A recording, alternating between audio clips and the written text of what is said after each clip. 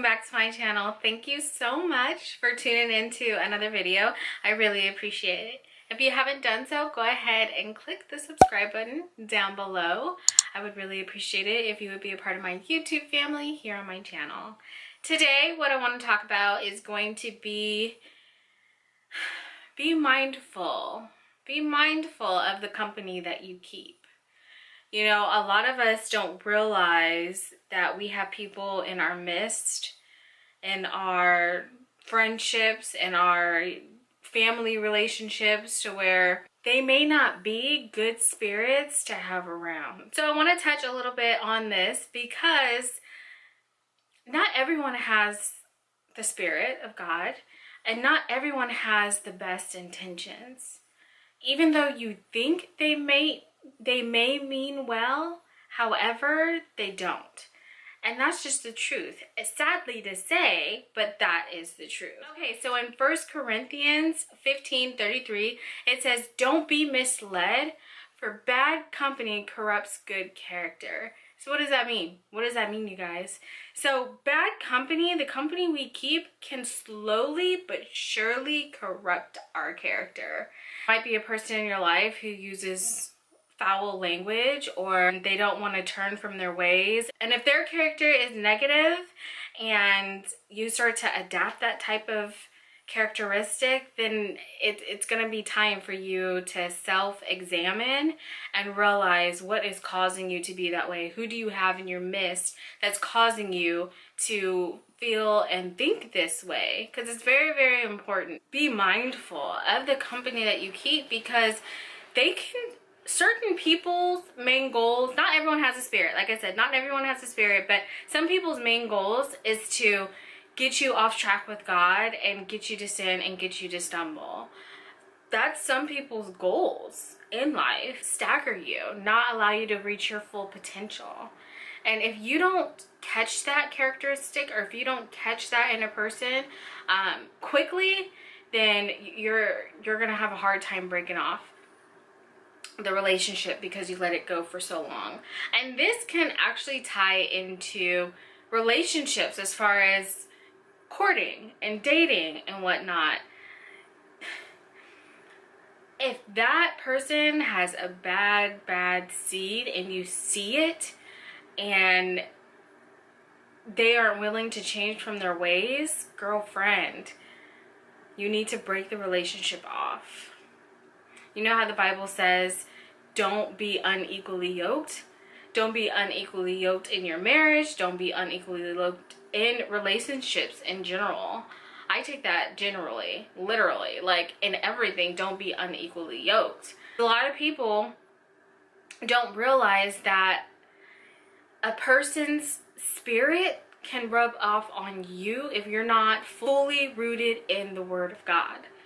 So I just ask you guys to keep God at the center of your heart and keep God at the center of your life, and to always exemplify Christ-like behavior, because there are people out here, like I'm saying, that just don't have your best interest. I want to share 1 John 4:1 with you guys. It says, "Dear friends, do not believe every spirit, but test the spirits to see whether they are from God, because many false prophets have gone out into the world." So this scripture is super powerful, because there are even a lot of different ministers, churches, prophets out there who are not 100% servants of the Lord. So we must always be testing those spirits. Don't be naive. We have the responsibility to test every spirit to make sure that they are of Christ. There are so many people out there deceiving so many of us. And since we're not fully rooted and grounded in our word, we fall victim to their schemes, because they're being utilized and used by the devil. But since you're not rooted in your word, it's hard for you to identify them. Not saying that you 100% can't, because if you have the Spirit, the Spirit will intercede for Christ. It's going to be harder for you to recognize those characteristics. Recognize that that person is not the right person for you to have around. So let's not keep on deceiving ourselves, because all that's doing is doing a disservice to yourself. So if the devil is the prince of this world, who do you think he's using, you guys? To mislead God's people. To mislead people in general. He's going to use anyone and everything possible to mislead you. Do some of you guys have that friend that you just keep around and you don't even know why? Like they don't make you feel good when you're around this person. You feel anxious, or you feel some type of negativity. You're not happy when you're around them. You guys have nothing in common, and you sit here and you wonder, why do I keep this person around? Why is this person a part of my life? Okay, some people keep those type of people in their life for so long is because they've built some type of history. They've built some type of relationship to where it's been so long, it's hard for them to cut ties. So you let it go for so long. Now it's harder for you to even just cut ties or cut them off. So you kind of make it harder on yourself and for yourself. But then there are times to where you have friends where you guys do have things in common, and then when you start to follow Christ and your life starts to go in a different pathway because you want to be all you can be for Christ, and that person is going in a separate direction. That person isn't wanting to follow Christ. That person is wanting to do whatever it is that they want to do. And so the relationship does this. Separates, drifts apart.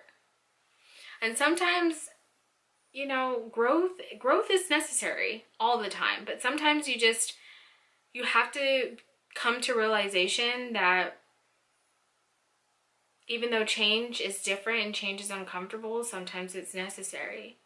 Sometimes it's necessary for us to make that change, even if we don't want to, but God's saying you need to, because that change is going to be what's best for you. That doesn't necessarily mean that just because you guys grow apart in this season doesn't mean that you guys won't meet in a new season. So keep that in mind. Keep that in mind. Be mindful of the company that you keep, because not everyone has the Spirit of God and not everyone means well for you. And I feel like as soon as we start to realize that we really have to test the Spirit and we really need to cut off those bad, harmful relationships that will cause us to stumble, the better off we'll be as followers of Jesus. So I hope that helps some of you guys out there. And leave a comment down below. I love reading your guys' comments. And if you haven't, again, done so already, go ahead and subscribe. I would really, really, really, really appreciate it. And I will catch you guys in my next video. Bye.